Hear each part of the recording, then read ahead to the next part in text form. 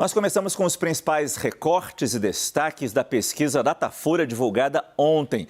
Lula 45, Bolsonaro 32, Ciro 9, Simone Tebet 5. Esse levantamento foi feito já retratando o início do programa eleitoral e a realização do debate na TV Bandeirantes no último domingo. E tão importante quanto esses números nacionais são os mais localizados, como as candidaturas estão saindo nos principais colégios eleitorais. Essa é a missão de Yuri Pita e Renato Meirelles, que vão mostrar esses dados para a gente. Boa noite, pessoal. Boa noite, Márcio. Boa noite, Yuri. Tudo bom, Márcio? Boa noite para você, Renato, para todo mundo que está acompanhando a gente aqui no Arena Eleições. A gente vai pegar os dados do Datafolha que foram divulgados ontem, mas mostrar nos 3 principais colégios eleitorais do país, até porque uma das notícias que o Datafolha trouxe ontem foi a redução da diferença entre Lula e Bolsonaro na região sudeste, que é a região que concentra mais de 40% dos eleitores. A gente vai mostrar aqui no nosso telão esse recorte pelas regiões para a gente começar.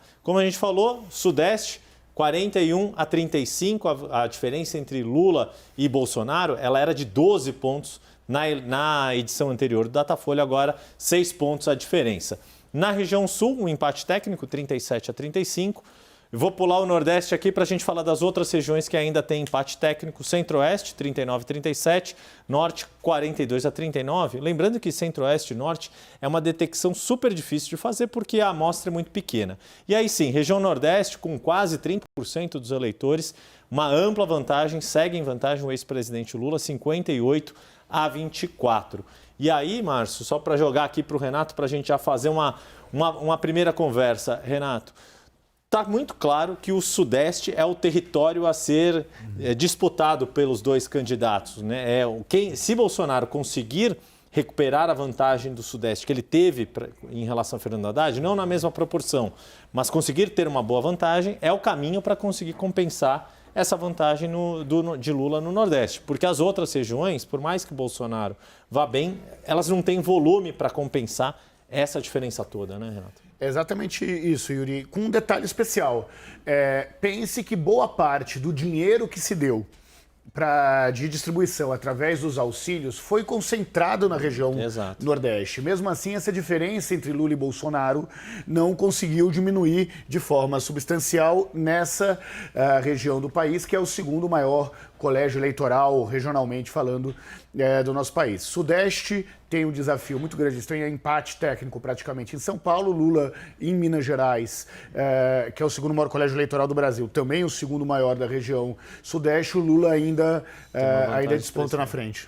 É isso, que é o que a gente, quase você fez spoiler, a gente vai mostrar daqui a pouquinho, Márcio. Mas acho que só para fazer um adendo, complementar o que você falou do Nordeste, praticamente metade dos beneficiários do Auxílio Brasil vive na região Nordeste. Então, quer dizer, toda essa aplicação de recursos, todo esse esforço do governo federal em ampliar o Auxílio Brasil de R$400 para R$600, é aqui que ele está mirando. Mas é interessante isso, porque antigamente se falava de vender voto por dentadura, se vender voto por camisa do candidato, uniforme para o time de futebol de várzea do bairro. Agora, mesmo com R$200 a mais, a gente não está vendo essa transferência de votos. E o que se fala não, porque as pessoas perceberam que é só até dezembro. Mas é alguma coisa, é até dezembro. Ainda assim, não houve essa transferência, né? Márcio, acho que tem 2 questões... Será que é só isso mesmo? Será que é só essa percepção de que talvez seja eleitoreiro isso? Eu acho que tem 2 questões chaves. Uma nós já falamos algumas vezes aqui na CNN sobre a paternidade dos auxílios, que obviamente é atribuída ao ex-presidente Lula, que se soma com esse fator de ter uma medida vista como eleitoreira. Mas tem um outro fator. Eu pesquiso os eleitores brasileiros há praticamente 2 décadas. E nós fazemos pesquisas qualitativas em diversos momentos e em cenários eleitorais ao longo desses 20 anos. E o que eu percebo? Que lá atrás eu perguntava, mas vem cá, você vende o voto? Você vende o voto? Ah, eu vendo. Eu vendo meu voto, sim, porque é o único momento em que é o político que nos dá alguma coisa, não somos nós que damos para os políticos. É quase me dá atenção. Me dá atenção, que eu consigo tirar alguma coisa e não que ele tire algo de mim. Sem absolutamente nenhum juízo de valor sobre esse dado que aparecia nas nossas pesquisas sobre a quantitativas. circunstância de como esse eleitor vive. Né? Total, de miséria, de realidade. palafitas, que é uma realidade concreta. Agora, olha a mudança. Já tem 2 eleições, essa seria a terceira, que ao fazer grupos de pesquisas qualitativas, eu volto a repetir essa pergunta. E a coisa que eu mais ouço desses eleitores é: não, eu voto sim, mas não entrego. O voto é secreto. Então, se o político quer me dar alguma coisa, eu vou aproveitar agora. Ele está me dando agora, eu não posso confiar nesse sujeito. Tem malandragem para os dois lados também, né? Antes da gente aprofundar um pouco mais isso aqui, principalmente na região sudeste, que tem um peso gigantesco na eleição, é preciso jogar aqui para os nossos analistas. Eu tenho aqui o Felipe Moura Brasil e também Alexandre Borges, e quem aparece também agora, Thaís Arbex, lá em Brasília. Felipe, começo com você. A gente está vendo essa movimentação e, bem diferente de 2018, falando especificamente das regiões centro-oeste e sul e norte, perdão, quando houve uma grande diferença de Jair Bolsonaro, uma vitória com mais substância, digamos assim, de Jair Bolsonaro nessas duas regiões. E agora praticamente um empate. O Jair Bolsonaro ele vai tentar recuperar no Sudeste o que ele perde para o Lula no Nordeste. Ele realmente não tem um discurso para a camada de baixa renda, ele nunca demonstrou toda essa empatia, toda essa comiseração, ele paga o preço eleitoral por isso. O Lula sempre teve um discurso mais para esse eleitorado, foram 4 mandatos do PT, com o Bolsa Família, investindo muito nessa propaganda. O Jair Bolsonaro não pode achar que vai turbinar o Auxílio Brasil às vésperas da eleição e vai conseguir recuperar tudo. Então, ele até jogou aí uma propaganda sobre ensinar a pescar, etc., que me parece que atinge mais o pessoal acima de 5 salários mínimos do que propriamente aquele segmento abaixo de 2 salários mínimos. Aqui no Sudeste, a gente vai ver em maiores detalhes, mas o candidato Lula, Marcelo Freixo, está atrás do candidato do Bolsonaro, Cláudio Castro, aqui no Rio de Janeiro, mas o Lula ainda segue numericamente à frente do Bolsonaro. Em Minas Gerais, o candidato Lula está atrás do Romeu Zema, que se afastou um pouquinho do Bolsonaro, mas, repito, o candidato Lula perdendo, mas o Lula está mais à frente ainda do Bolsonaro. E em São Paulo, que o Haddad está na frente, aí o Lula continua também numericamente à frente, quer dizer, a figura pessoal, individual do Bolsonaro ainda pesa muito contra ele em razão de tudo que ele falou e fez. Mas como você bem disse, Felipe, e a gente vai aprofundar isso um pouco mais para frente com esses números, e Alexandre Borges talvez possa nos dar já um spoiler, como bem disse Yuri, dessa questão em São Paulo especificamente. Houve um crescimento de Jair Bolsonaro aqui no estado. O crescimento principalmente no interior, né? O interior de São Paulo é um país, né? São 18 milhões de eleitores, é muita gente, tem mais gente votando no interior de São Paulo do que aqui no Rio de Janeiro inteiro. Então, historicamente, São Paulo vota contra o PT, principalmente para governo do Estado. Nós estamos no 7º mandato consecutivo de um governador do PSDB, atualmente Rodrigo Garcia, e que disputa, está em 3º lugar. Então, assim, você vê que à medida que a campanha começa a pegar o programa de televisão, os candidatos começam a ficar mais conhecidos, o interior de São Paulo começa a descobrir que Fernando Haddad é o candidato de Lula e Rodrigo Garcia e Tarcísio são os candidatos do antipetismo, sendo Tarcísio o candidato do bolsonarismo. E eles começam aí claramente um movimento, um viés de alta e estão subindo. A gente pode ver nas próximas pesquisas esse movimento continuar. O mais curioso é o seguinte, você vê que os petistas e Fernando Haddad, eles preferem enfrentar Tarcísio no 2º turno do que enfrentar Rodrigo Garcia, porque nas simulações de 2º turno, Rodrigo Garcia está muito mais próximo e é muito mais competitivo de Fernando Haddad. Então, esses movimentos nós estamos acompanhando. Agora, realmente, o bolsonarismo tem mais dificuldade de virar votos do centro e outros que não são fora do seu campo ideológico. Então, nós estamos acompanhando. Agora, quem for para o 2º turno, Fernando Haddad está garantido no 2º turno. Quem for para o 2º turno contra ele vai fazer muita diferença. Como as disputas locais se misturam com as nacionais aqui em São Paulo, principalmente. Agora, Thaís, boa noite para você. Lá no Nordeste, qual é a arma que o Jair Bolsonaro pode tentar usar para diminuir essa diferença, que é enorme entre Lula e ele? Boa noite, Márcio. Boa noite a todos que estão aqui com a gente. Márcio, é uma região que Bolsonaro terá, claro, mais dificuldade, já que ele já colocou na rua aquele instrumento que, em tese, seria o melhor instrumento para conquistar o Nordeste, o Auxílio Brasil turbinado. Mas o Renato sempre nos diz aqui que o eleitor percebe que é um benefício que foi criado apenas para a eleição. O eleitor, ele tem mais informação. Mesmo o eleitor menos escolarizado sabe que esse benefício não é uma política pública. E aí, a gente já falou disso aqui essa semana na Arena, na estreia da Arena, de que esse eleitor, além de tudo, Márcio, tem a memória. Tem a memória do que aconteceu com o Auxílio Brasil, por exemplo, o auxílio emergencial, que era pago para muito mais pessoas durante a pandemia e aí acabou reduzido aquelas pessoas que recebiam já o Bolsa Família. Eles têm a memória de como esse valor diminuiu. Então, há uma insegurança em relação a esse pagamento desse benefício. O que a gente vê nessas pesquisas, principalmente nessa semana, é que Bolsonaro ainda não conseguiu dialogar com esse eleitor. Não conseguiu fazer com que esse eleitor que recebe o Auxílio Brasil entenda que ele possa ser uma opção em outubro. Márcio. E aí, chegando para esse lado do estúdio aqui, eu encontro Raquel Landim, Caio Junqueira, boa noite a vocês, e também o nosso entrevistado, pessoa tão importante, o professor José Vicente, da Universidade Zumbi dos Palmares. Muito obrigado pela presença do senhor hoje com a gente. E eu acho que eu começo colocando o senhor na nossa conversa aqui, e é uma conversa realmente, interrompa sempre que puder. Nessa questão dos mais pobres, a gente sabe que nessa categoria estão pretos e pardos, e no Nordeste não seria diferente.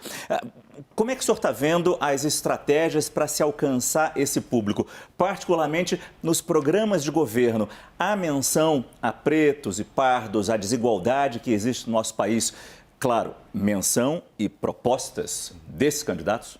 Pois é, tem uma mensagem subliminar, não é? Até a propaganda apresenta um boneco ou um homem que aparenta ser um homem negro, né, com alguns característicos que remetam para essa média da população dessa região. Agora, o que nós temos é um governo que, ao longo de 3 anos e meio, não olhou, né, nem para esse público e também não olhou para esse subpúblico, que são os negros que compõem a grande maioria da população daquela região. E quando ele traz agora, né, esse Auxílio Brasil, por exemplo, ele o faz, mas ele não destaca que isso também tem um endereço que é justamente atender os mais pobres e os mais necessitados, que são, né, os negros na sua grande maioria. Como ele não destaca, ele pede talvez uma oportunidade de tirar, né, um ganho significativo se ele pudesse recortar e nomear que isso cumpre 2 fundamentos, né, trabalhar com a camada da pobreza e trabalhar também com a camada racial. Pelo que eu vejo, o senhor foca muito no programa de Jair Bolsonaro, mas eu me refiro até aos outros programas de governo. Há menção específica à situação dura, difícil, desigual que pretos e pardos vivem no nosso país e com propostas? Não, pelo contrário, né? Como nós acompanhamos e sabemos, o governo essencialmente o Bolsonaro e o vice-presidente Mourão sempre foram refratários, quando não oponentes de qualquer agenda para essa temática e de qualquer política pública que pudesse dar, contemplar qualquer das suas necessidades. O Bolsonaro chegou naquela frase infame, né, de que, olha, o quilombola pesa 70 arrobas, para tentar remeter que ali tinha um subhumano que não merecesse nem respeito, nem consideração e nem política pública. Então, até por conta disso, ele perdeu uma oportunidade, uma chance de explorar uma dimensão que está colocada hoje no debate nacional e que quem fizer bem feito, e o Lula fez em outras oportunidades e outros candidatos, estão fazendo isso. A Tebet já apresentou uma agenda para cuidar do tema negros e talvez com isso ela consiga extrair mais resultados do que o Bolsonaro, que não fez. A gente vai mostrar daqui a pouco, Caio, o recorte, e claro, professor também, Raquel, o recorte da pesquisa de ontem do Datafolha entre negros e pardos. Lula tem uma grande vantagem em cima do presidente, mas o presidente estaria crescendo nesse grupo também. Exatamente. Tem um investimento grande, né, do governo. Agora, eu nunca acreditei também, Márcio, isso por experiência de cobertura, no voto de rebanho. Dá o dinheiro, dá o Auxílio Brasil, já transforma. Nem no setor evangélico, não acredito que compra-se voto tão facilmente hoje em dia no Brasil. O que não significa que não se tenta comprar votos. Mas, como o professor está dizendo, eu não acredito que, mesmo quem está em situação muito vulnerável, que é muito facilmente de comprar, essa pessoa ela vai fazer um raciocínio na hora de votar similar à do milionário. Quem vai melhorar a minha vida? E é isso que ele faz. E o raciocínio é nessa linha.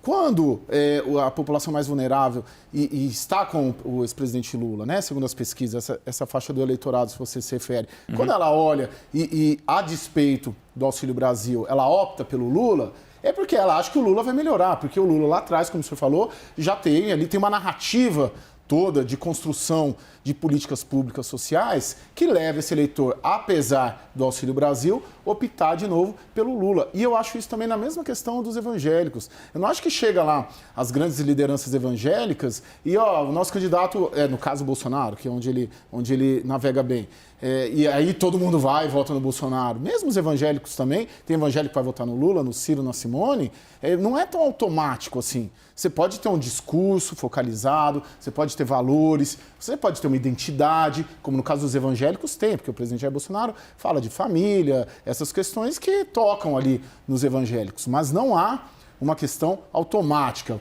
Vou aumentar o Auxílio Brasil, o pobre vai votar em mim. Vou falar da família e de Deus, o evangélico vai votar em mim. Eu não acredito em voto de rebanho, como ocorreu lá atrás, né? Tem até o livro famoso lá, Coronelismo, né? Que trata o livro Inchada. Coronelismo, Inchada e Voto, Vitor Nunes Leal. Dando seus pitacos. Mas eu acho que há 50 anos, 70 anos, num Brasil mais analfabeto, num Brasil muito mais difícil, isso acontecia muito. Mas no Brasil de 2022, voto de rebanho, não nos iludamos, que eu não creio que é tão automático assim a mensagem do líder, entre aspas, e o voto automático nele.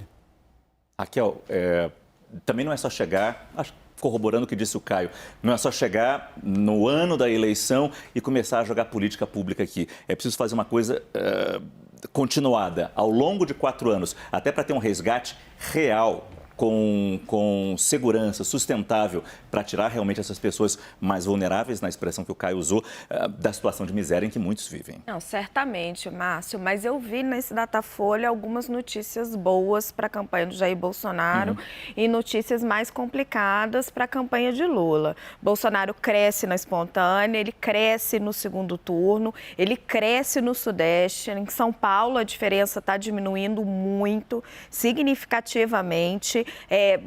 Muita gente está argumentando, e com razão, de que esse progresso é muito lento, mas ele existe. E para a campanha de Lula, o que a gente vê é uma chance cada vez maior de segundo turno. E isso não necessariamente é um facilitador para Lula, porque conforme o tempo vai passando, a sensação de bem-estar econômico, que é o pagamento do Auxílio Brasil, o mercado de trabalho mais robusto, ela vai se consolidando. Tudo bem que são só 3 semanas entre um turno e outro.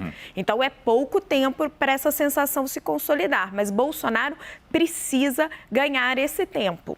Então, a gente vai enxergar aí algum tipo de movimentação da campanha do PT, porque, por enquanto, quem está conseguindo avançar algumas casinhas com dificuldade é a campanha de Jair Bolsonaro. Vamos continuar analisando essa última pesquisa Datafolha. Thaís, você quer complementar, Thaís? Desculpa. Sim, é que eu tenho uma apuração que vai bem no sentido do que a Raquel trouxe.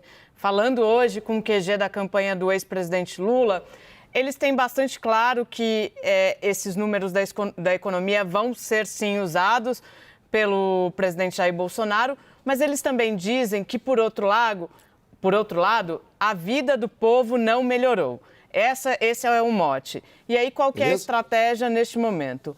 É a de o ex-presidente Lula começar a reforçar esse discurso, dizer que esses números da economia que a gente tem visto, na verdade, ele não chega naqueles que mais precisam. Então, os alimentos continuam caros, esse bem-estar social que a Raquel citou, ele de fato não é igual, né? Há muita desigualdade. Então, a tendência é que o ex-presidente Lula suba o tom. E aí, falando especificamente sobre segundo turno, perguntei se isso já estava previsto, já estava precificado. Era um cenário que, desde a pré-campanha, a cúpula do PT já trabalhava, todos eles admitiam muito que era muito difícil resolver uma eleição presidencial num primeiro turno, embora em alguns momentos demonstrassem ali uma certa esperança, mas eles acreditam que sim, que a eleição vai para o segundo turno, que essa movimentação, principalmente da terceira via, tende a empurrar. O que não quer dizer, entretanto, que eles não vão continuar investindo no chamado voto útil. Márcio, rapidinho. Hoje um analista, Thaís, me fazia uma previsão de um segundo turno bem emocionante. E ele citava o exemplo do Chile e da Colômbia.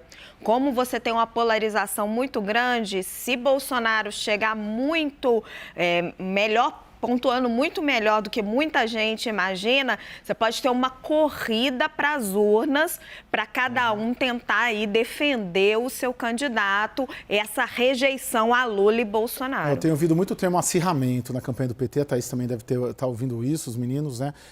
Acirramento, vai ser uma campanha acirrada, ainda que haja quem no PT avalia que a se mexer ali possa resolver no primeiro turno. O Zé Dirceu publica uma vez por semana um artigo em algum dos sites que ele diz que se resolver norte e centro-oeste, você consegue equilibrar com o sudeste e talvez levar ainda no primeiro turno. E o Zé Dirceu que está escondido, mas ainda é muito consultado, conversa muito com a coordenação da campanha. E eu acho também que do lado do Bolsonaro, você sente ainda um otimismo a despeito das pesquisas. Primeiro que eles criticam as pesquisas, mas eles muito cientes, assim, de que vão ganhar, né? Não, nós vamos ganhar, está melhorando. Apesar de estarem nessa diferença, e a diferença de segundo turno ainda é alta, são 13, 14 pontos, né? Segundo o Datafolha, que eles não acreditam. Mas eles colocam muito, assim, que a eleição vai ser resolvida em outubro. Nessa conversa aqui, a gente já destacou 2 pontos que vamos trazer mais a fundo ao longo do nosso programa, ou seja, o peso da terceira via na realização ou não de um segundo turno, e o Caio Junqueira vai nos trazer esse painel histórico, e também, eu acabei me esquecendo do outro ponto que a gente vai trazer também, e o peso também dessas viagens que os 2 candidatos, principalmente Lula e Bolsonaro, estão fazendo pelo Brasil. A escolha pelos locais a que eles vão, aos destinos que eles vão, onde as campanhas escolhem para eles irem, e se vai haver alguma mudança nisso ao longo desse um mês, principalmente com o que as pesquisas vêm mostrando. Mas eu acho que o Alexandre Borges pediu. Fala rapidinho, Alexandre, por favor. É muito rápido, Márcia, claro. Só porque eu quero pegar esse gancho da Raquel quando ela fala do voto útil, porque tem toda uma mitologia que as pesquisas erram e tal, mas não é isso. O eleitor é muito volátil mesmo e o voto útil existe. Tem gente que decide o voto a partir das pesquisas que são mostradas no sábado, na véspera da eleição e naquelas últimas 24 horas. Então, é por isso que é muito difícil a gente fazer uma previsão de urna. A pesquisa é aquela foto do momento, mas quando sai a última pesquisa ali no sábado, muita gente, inclusive por esse raciocínio de voto útil, nas últimas 24 horas muda de ideia e esse movimento sempre pode acontecer. Eu volto com o Felipe daqui a pouco, mas a gente vai aprofundar um pouco mais nos números divulgados ontem para ver que as movimentações importantes que aconteceram foram principalmente, ou mais importantes ainda, nos estados do Sudeste, principalmente em São Paulo, como a gente já começou a falar aqui. E agora, Yuri e Renato vão aprofundar, mostrando como a diferença entre Lula e Bolsonaro, essa diferença cai um pouco, né? A gente falou dessa do Sudeste, caiu pela metade a diferença de Lula e Bolsonaro, e aí a gente vai destrinchar nos 3 principais estados da região, que são os mais volumosos. Começando por São Paulo, mais de 20% do eleitorado é paulista. Olha como era a diferença no dia 18 de agosto pelo Datafolha, 13 pontos, 44 a 31, caiu para 5 pontos, de Lula com 40 e Bolsonaro agora com 35%. E aí a gente está falando, né, Renato? 1 em cada 5 eleitores nesse estado. Uma grande disputa. Tem o lado bom para o PT, está na frente. Desde 2002 não vence a eleição presidencial entre os eleitores paulistas. Para o presidente Jair Bolsonaro, recuperando, tentando chegar o mais próximo possível do patamar que ele teve em 2018. Acho que tem um detalhe interessante aí.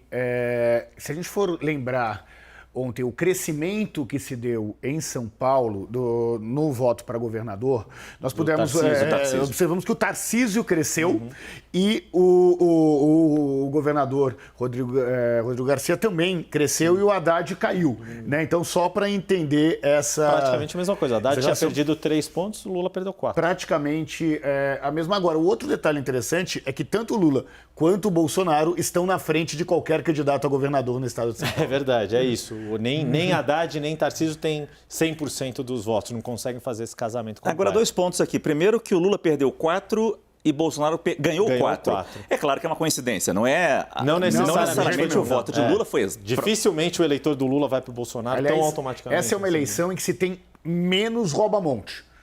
Dos 2 candidatos líderes tirarem de um e irem para o outro, isso se dá exatamente pelo grau de consolidação, de cristalização dos votos que tem.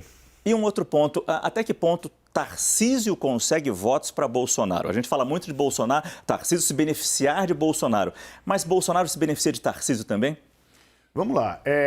Hoje ainda não, talvez no segundo turno sim.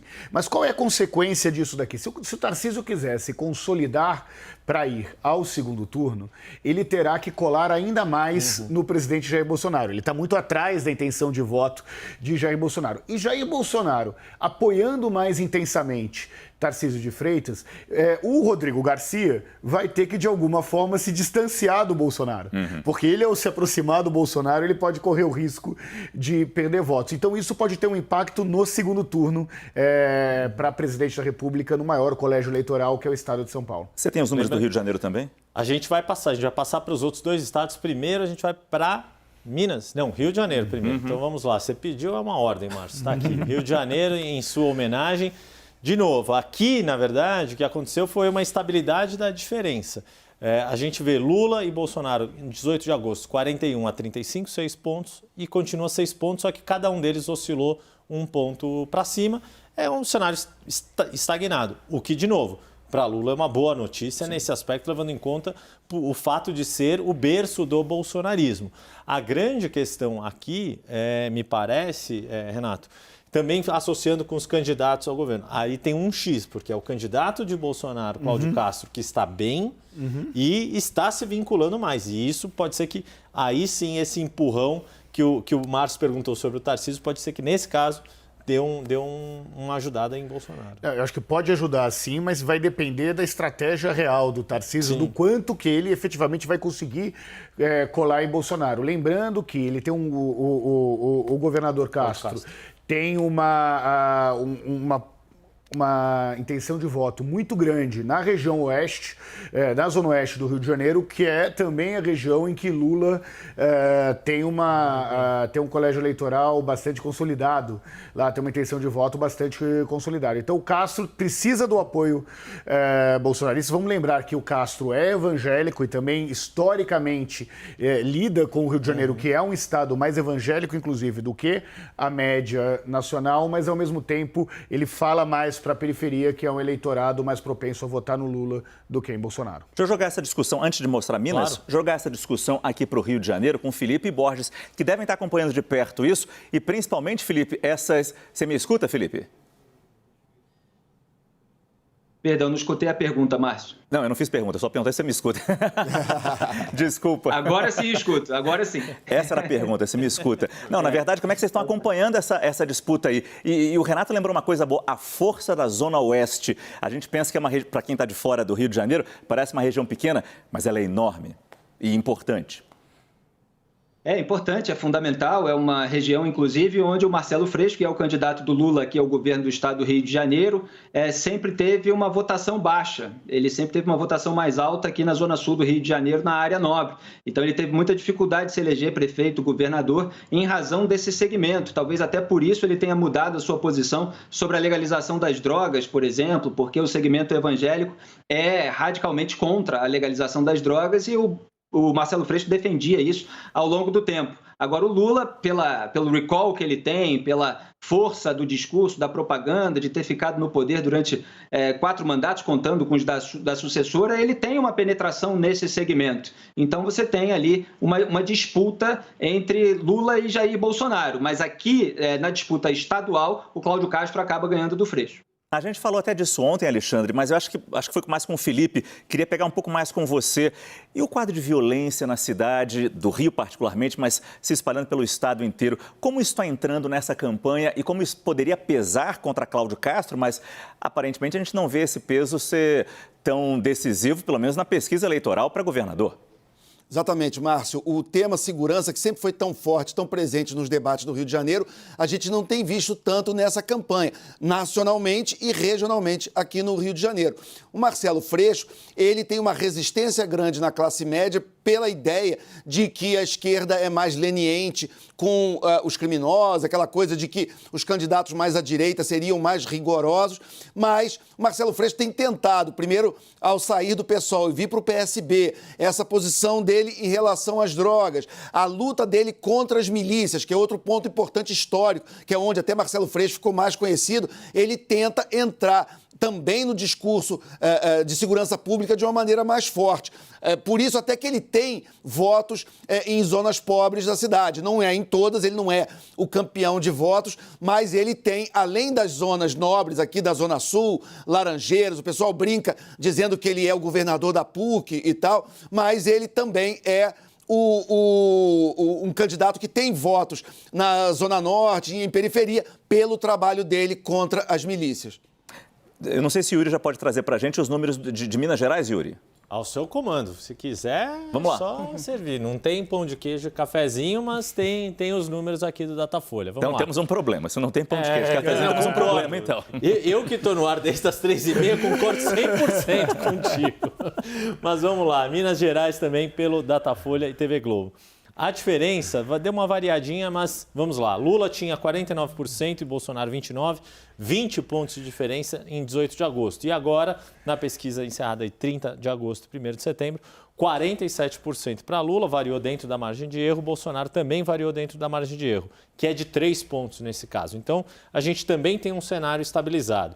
A importância aqui, né, Renato, é que é esse estado, é Minas Gerais, são os mineiros que estão segurando a liderança de Lula na região sudeste. Sem medo de errar. Vamos lembrar que Minas Gerais, historicamente, é o estado em que elege o presidente da República. Até por ser Você está lá, Minas, praticamente no meio do Brasil, tem um pouco que se assemelha a São Paulo, Paraná, um outro lado ao Rio de Janeiro, norte de Minas, mais é um voto relacionado ao Nordeste. O que é importante aqui sobre Minas Gerais?